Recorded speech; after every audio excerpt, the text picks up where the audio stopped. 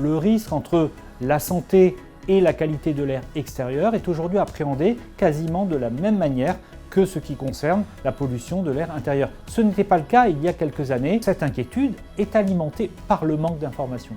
C'est parce que la plupart des parents ne se sentent pas capables d'accéder à une information qui leur dirait « oui, la qualité de l'air dans l'école de votre enfant est bonne, elle est moyenne ou elle est négative », comme outil dont on dispose aujourd'hui, par exemple en Ile-de-France avec Airparif sur la qualité de l'air extérieur, c'est parce qu'on se sent mal informé que l'inquiétude augmente.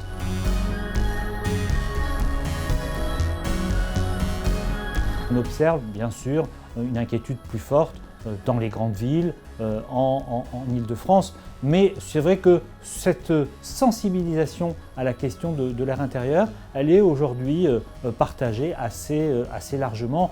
Je dirais que forcément l'actualité récente avec les risques liés à Notre-Dame, les fermetures d'écoles, a pu aussi augmenter cette sensibilisation.